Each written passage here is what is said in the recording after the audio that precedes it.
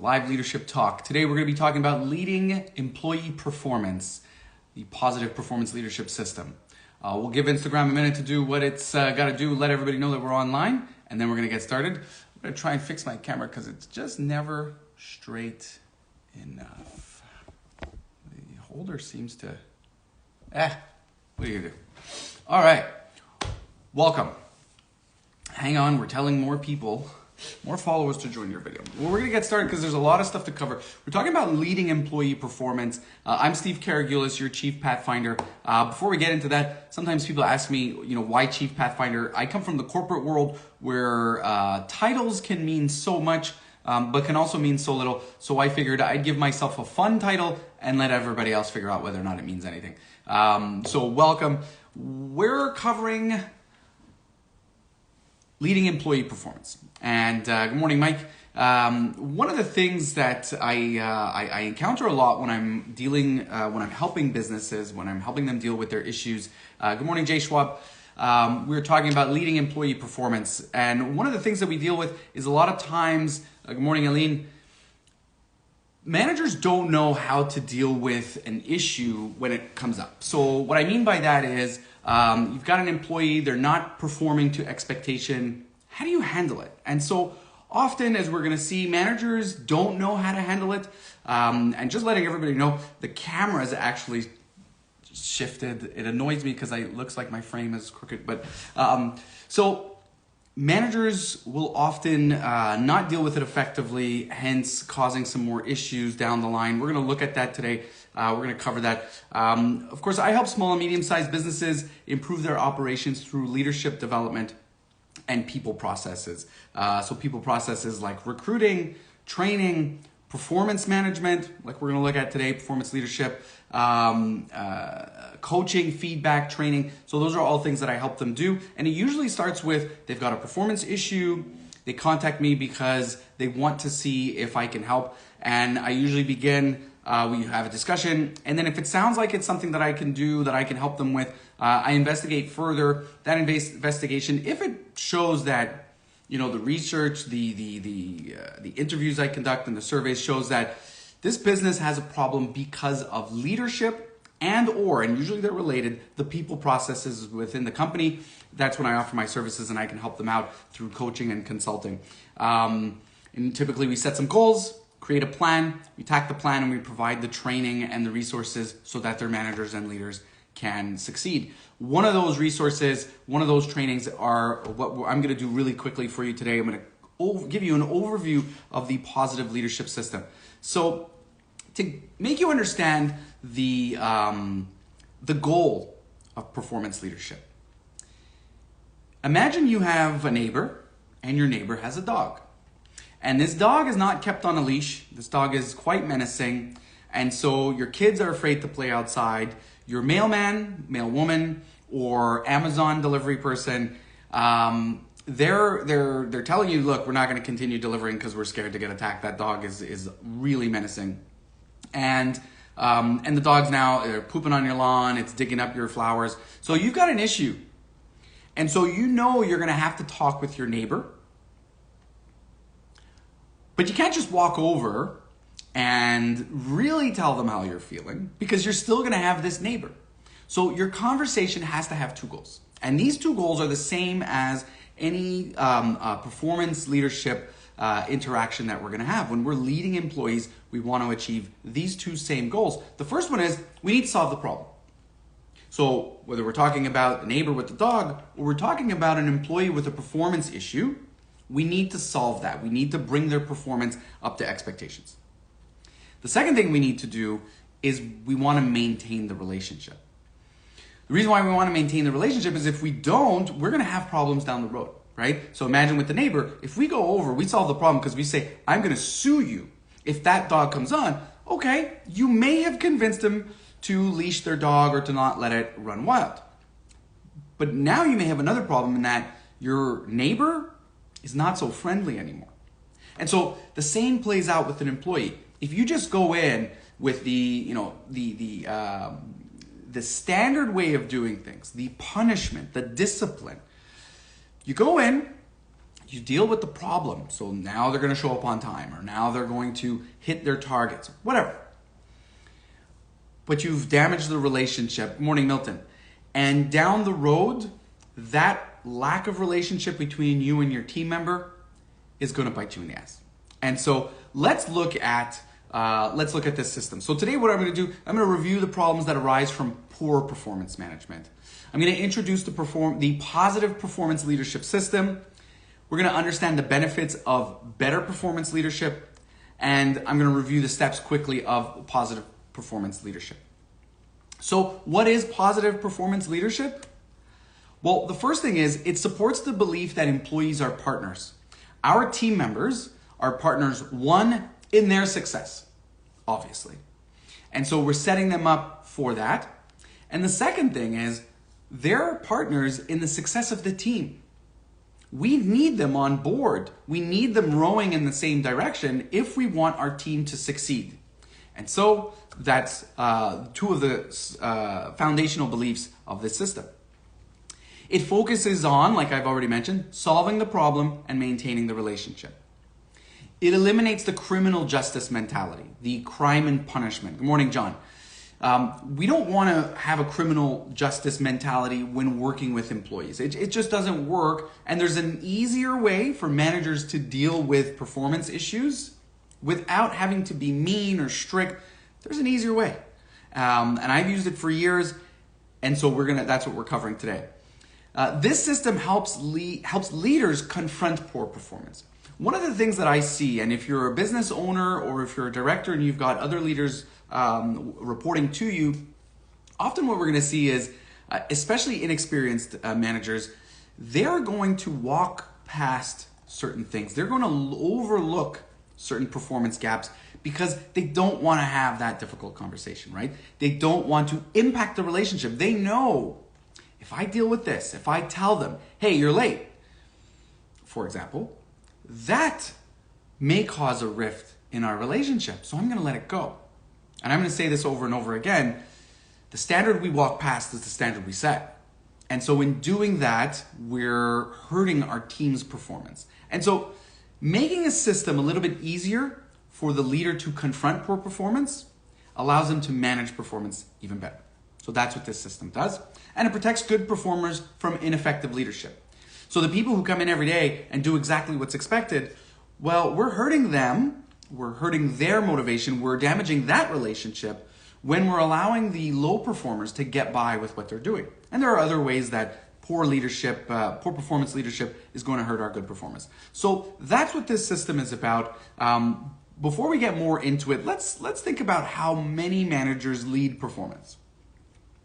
So when we look at informal transactions, right? So there's a performance issue. We start with the informal interactions or transactions. And it's coaching or feedback, right? That's the first thing. We're going to have that informal discussion. We may give a coaching. But what I've seen in much of my experience is some of these others, instead of coaching and feedback, it's the seeing and sliding.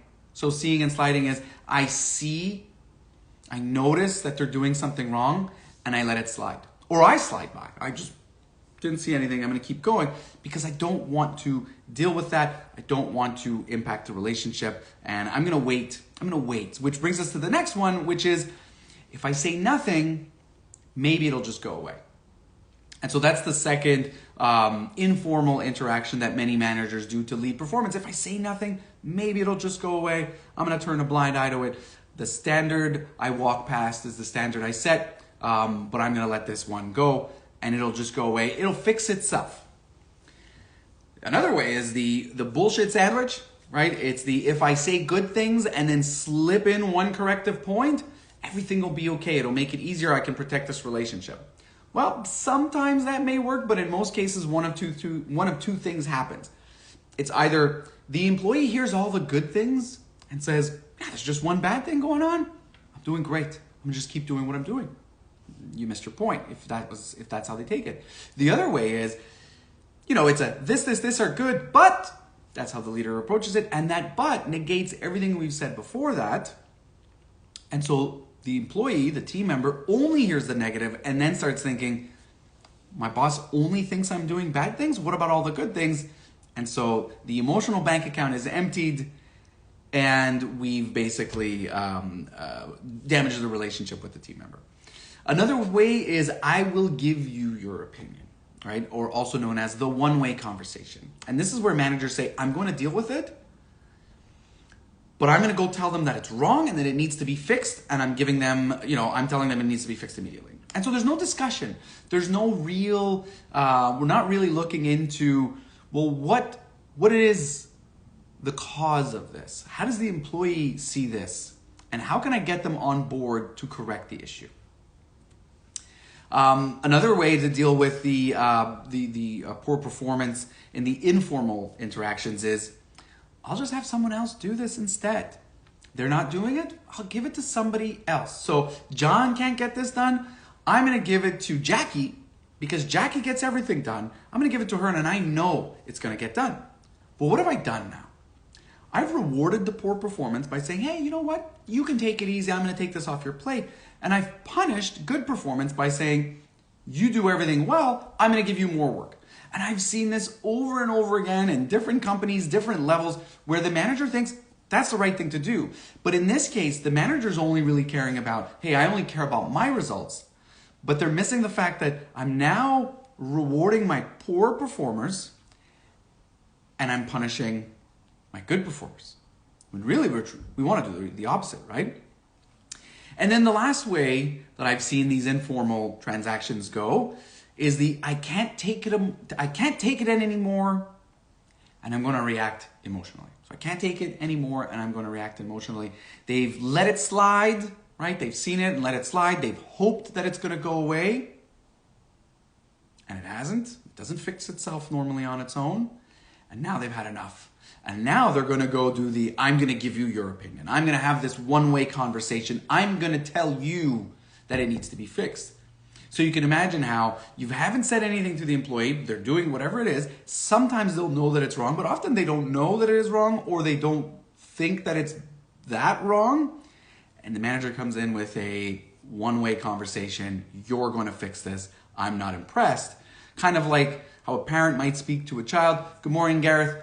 And that employee then feels like, wow, I was just treated unfairly. That's not cool. I'm going to do it, but my manager is an a-hole, right? So you've damaged the relationship and you may have solved this one issue, but down the line, that's coming back. And we see this more and more when managers or business owners talk to me about turnover. They talked about poor retention. These are the kinds of things that I'm going to investigate, because if this is how your managers are leading their staff, of course you've got a retention issue, or of course you have an engagement issue.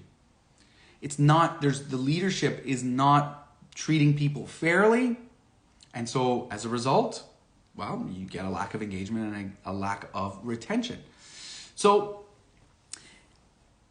often, now it doesn't fix just there, it's going to develop even further. Now we're going to get into more formal disciplinary transactions or interactions. And level one is a serious talk or two. We're going to have a serious talk. We may even sit down to have this talk. Well, I hate to break it to you, but for one, legally it's usually not enough. Without documentation, it's usually not enough. But more importantly, the managers who have skipped those talks all along, well, they're probably skipping this one. So it's usually a talk or two or none. There's no serious talk. In my experience as an HR director, what happens is there've been no coaching, no talk, no feedback.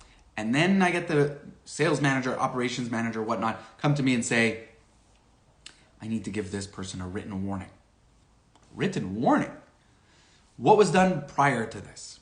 And they don't really have much. Or even sometimes it's, I want to give them a final warning. Because the manager has let it slide. They haven't really worked on it. They haven't gotten to the source or the root of the issue.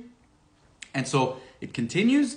Now the manager just wants a paper trail and wants to get rid of the problem. And then finally, we lead to suspension or termination. And either of these steps need to be considered that you're not just impacting the team member at this point, you're impacting their whole family. You're impacting whoever they're taking care of, whoever relies on them. So the minute we cut earnings, we're impacting other people. So when it comes to these, particularly for termination, there's a general rule every leader should follow, and that is that you need to be able to look in the mirror and tell yourself with absolute honesty that I've done everything I can to save this employee. And if you can't say that, well, then you haven't done everything you can, and you need to get to work to try and help this employee improve. We invest money when we hire someone, right? We invest in recruiting, we invest in hiring, we invest in bringing them on board. Now, if you're making poor hiring decisions, well, that's where recruiting and selection training is important, and that's something that I do with companies as well. But assuming you're hiring the right people and you're bringing them on, you've invested money in them, the last thing you want to do is just cut and run because you didn't manage it properly. You didn't help them improve their performance. And as the leaders, they don't serve us, we serve them. And so we've got to serve them to get them on track and bring them up to expectations, bring them up to standards. Often the termination or suspension is a surprise. Not because there hasn't been a warning. In today's world, documentation is so important, but it's a surprise. And I've had this happen in my career where all of a sudden, something's happening. Nothing was said prior, but the manager or the business owner has said, we got to act on this. Or even if something's been said, and this is more common, something has been said, except it was never made clear that if it continues, termination is on the plate, right? Like it's on the table better than on the plate. It's on the table, and that if it continues and it doesn't improve, we are going to have to terminate. And then because great info, I'll have to catch up to recording the ending. I have a meeting in 2 minutes. Well, thanks for joining, and yes, check out the full video and give us some comments after you've checked it out. Because the whole team is aware of how performance is managed. And they're aware that they're not always given that feedback when something goes wrong. So secrecy, and the secrecy of termination, as it is confidential, it grows in mistrust in the rest of the team. The rest of the team doesn't have details. And if you run a team, if you lead a team, if you run a company, you should be aware that your team members, when things like this happen, are not going to typically suppose the best. They're not going to assume the best of you or the leadership unless you've built that trust in them. They're going to suppose the worst. And so it is important that you build the trust, and that's partly done through fair performance leadership versus what I've just described, how many managers lead performance. And so what are the consequences to a poor performance management system like this? Well, for one, reduced operational standards. Like I said, the standard you walk past is the standard you set. So by walking past standards, by walking past certain rules or policies or performance expectations, letting them slide, you've actually, you're in essence reducing operational standards.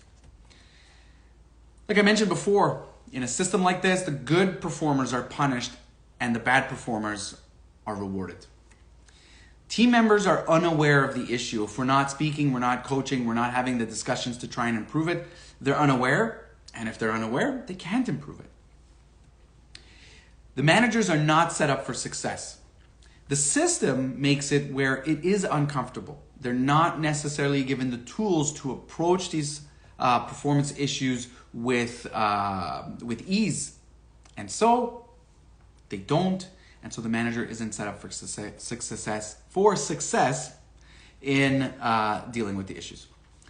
Reduced engagement, loyalty, and productivity. Like I mentioned, people start feeling like they weren't treated fairly, and as a result, lower engagement, lower loyalty, lower productivity. People start doing the quiet quitting. I'm going to do the bare minimum so that it's acceptable, it's accepted.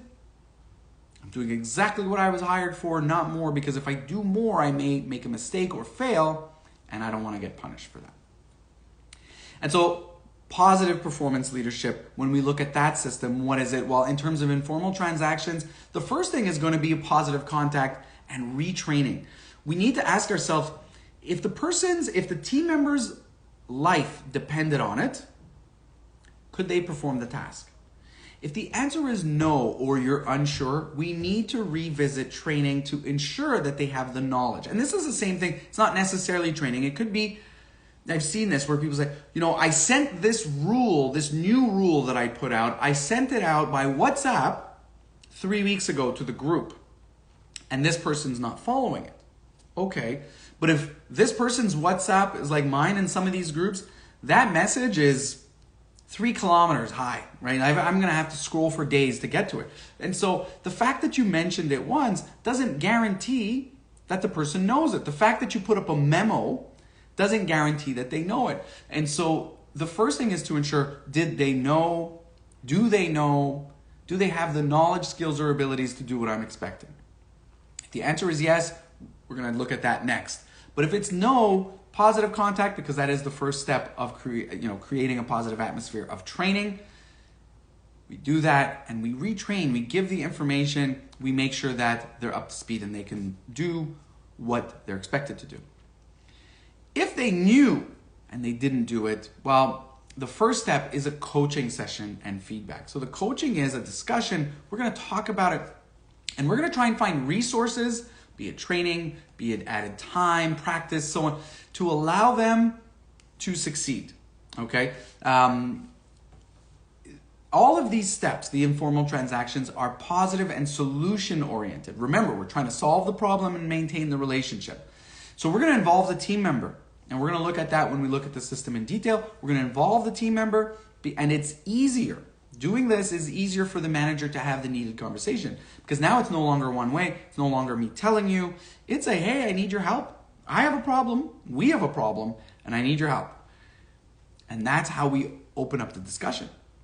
And once that happens, we've lowered their defenses and we're having a discussion about performance. We then look at formal disciplinary transactions.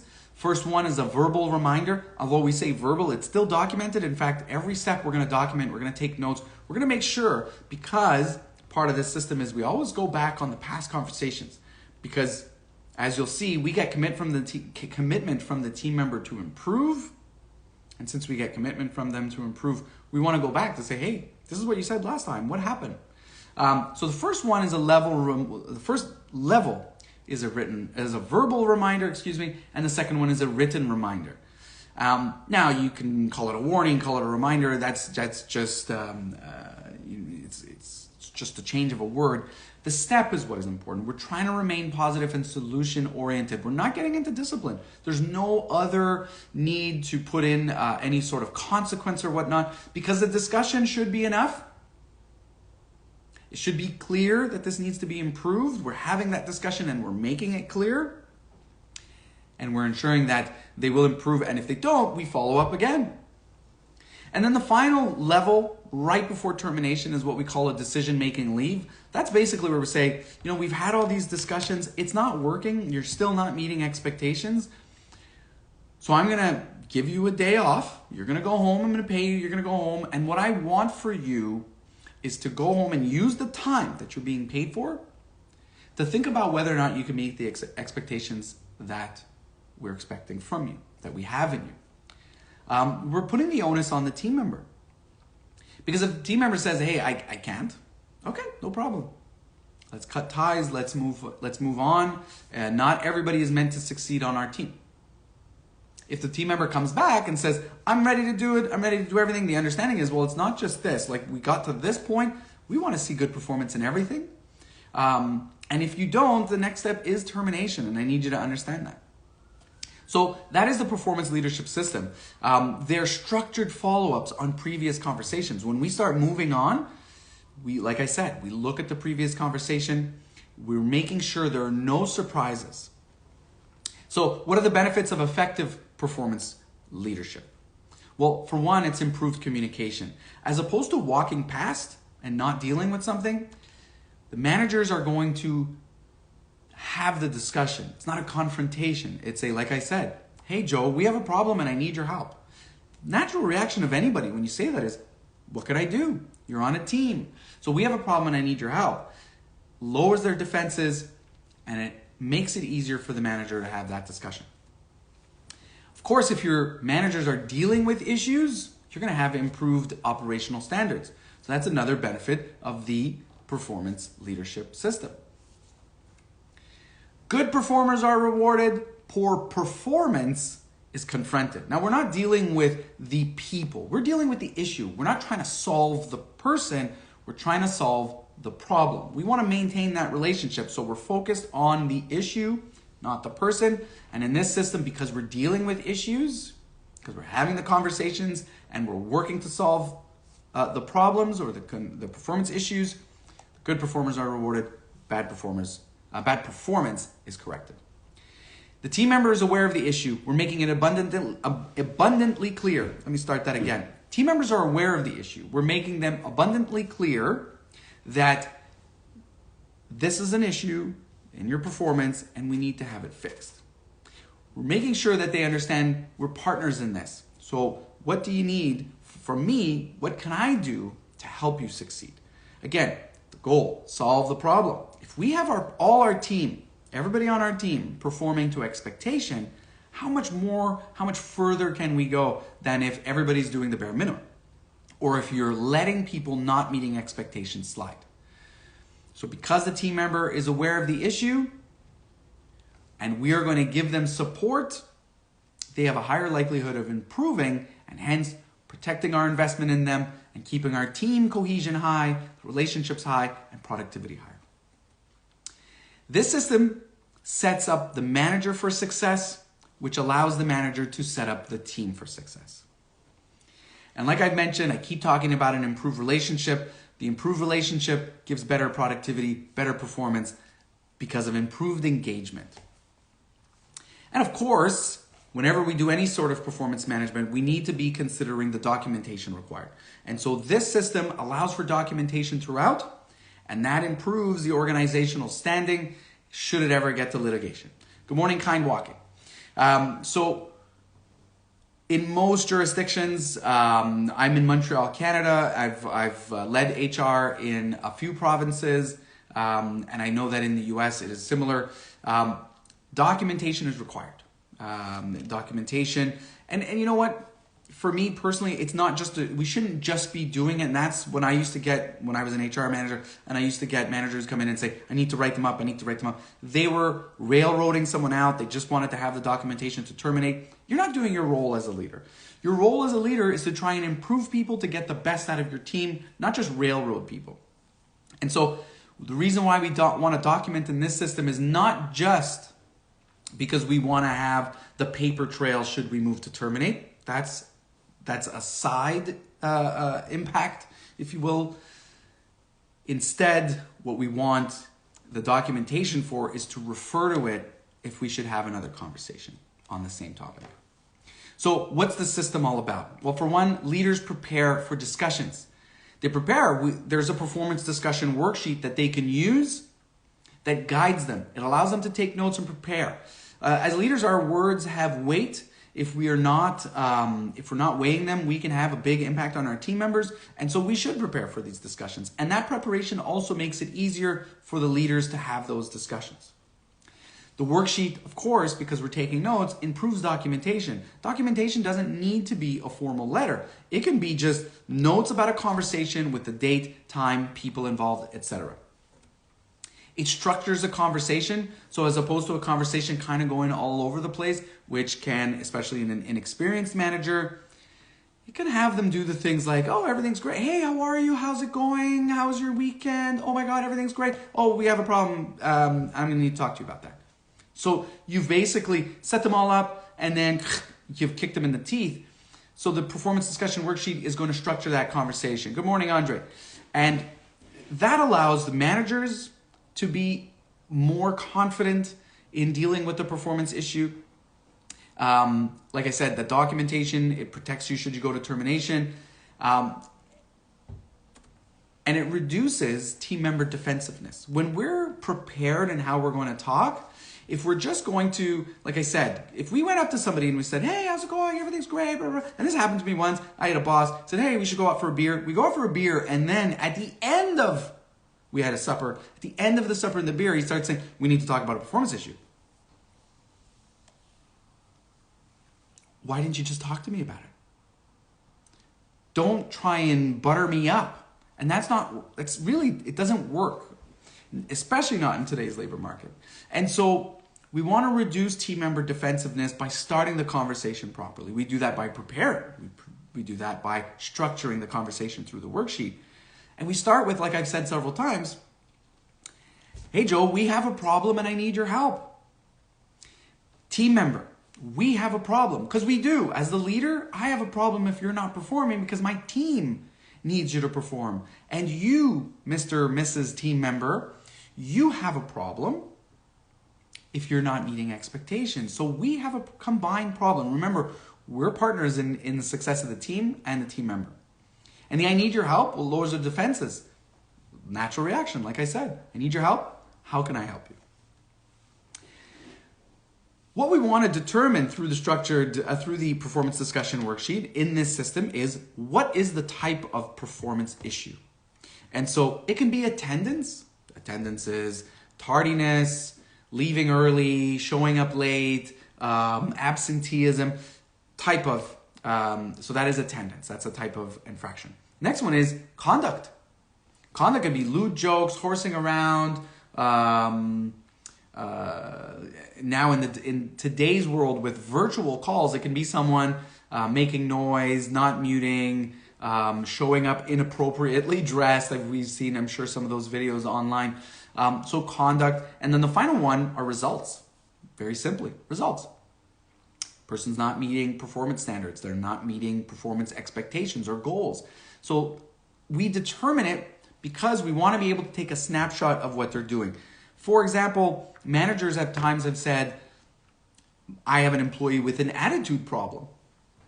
Can you take a picture of it? Can you define what an attitude problem is and how that impacts work? Because an attitude problem, that's not objective. That's subjective. Somebody's conduct, somebody making rude, sexist, racist jokes, that's conduct. You can take a picture or a recording of that. And so that's what we're trying to do by determining the performance issue. If we have two issues, we have two discussions. What we don't want to do to any team member is kind of laundry list them. We've got all these issues. And that'll often happen when the manager hasn't been dealing with things. They've kind of been letting it slide. And now they've had enough. And now they're going to hit them with everything they've got. What do you think you're doing to the relationship there? And at what point do you think the team member stops paying attention? And so we want to avoid that. We deal with things quickly. We deal with it positively. And we deal with them individually in the sense of if we have two issues, we have two conversations. Now, it doesn't mean you have to say, okay, we're going to end this meeting, we're going to start another meeting. But you're going to say, all right, that was issue number one, and there's a second problem right here. We're also going to clarify expected versus actual performance. This is really important because you need to be able to show where that gap is because that's what we're trying to bridge. Here's what you're expected to do. For example, show up a few minutes before your shift so you're ready to work when your time to punch in is. But, and now here's the actual, you're showing up a few minutes late, which means you actually start later because then you need to ask for change and so on and blah, blah, blah. And so by establishing the gap, it's being made very clear what the problem is. At which point, we're going to get the team members' input before we move ahead. And at that point, what I mean to say by that is we're going to say, tell me about it. What do you see here? How do you feel about this? So that's how we're involving the team member. Because what if, and I'm going to just take a little sip of coffee here.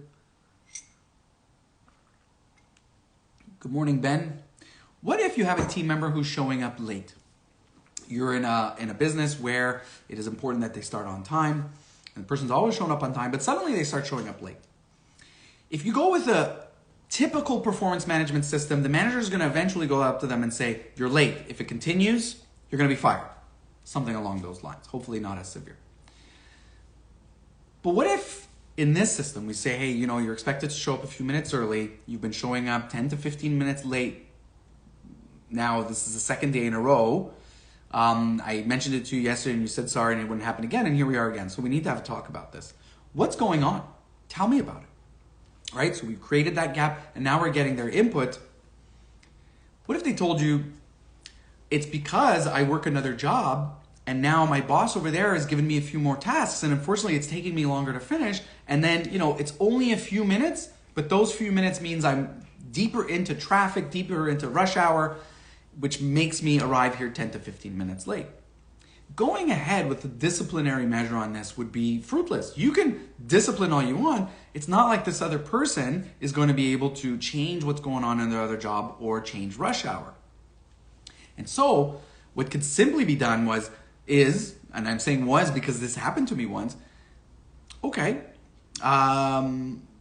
so what you're telling me is if you were scheduled to start, let's say half an hour later, you would be able to show up on time?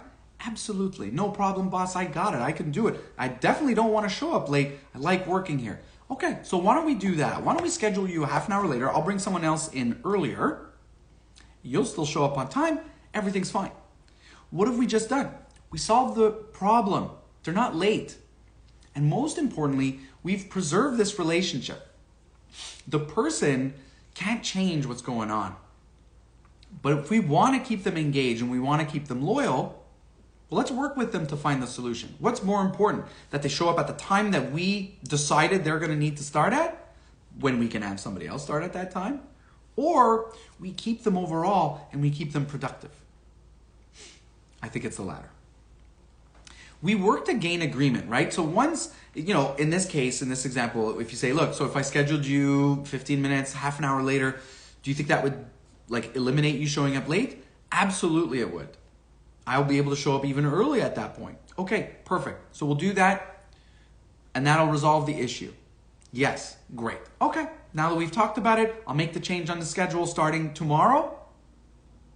And I know that we won't have this issue anymore. Do we agree? Yeah, we agree. Perfect. Remember that documentation. So we're going to actually take notes after that. Okay, this is what was done. This is what we've agreed on. And this is how we're dealing with the issue moving forward. We've gained their agreement. We've gained their commitment.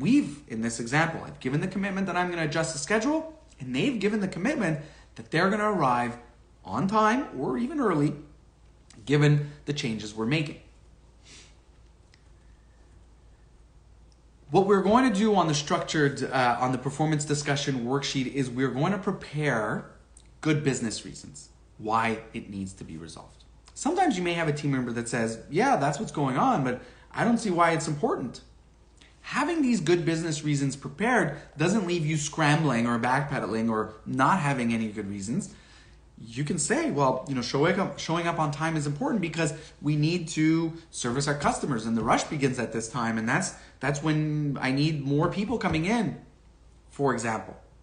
Also, if you don't show up on time, it's kind of telling other team members that they don't have to show up on time. And I can't have that because I have the schedule set up in a way where everybody needs to show up on time so that we can meet the rush and meet the customer's orders. And that's why it's important. And so you're ready for the conversation. It doesn't turn into being uncomfortable, not having the answers. And in some cases, I've seen managers, they're not ready. And so they just say, it's got to be this way because I said so.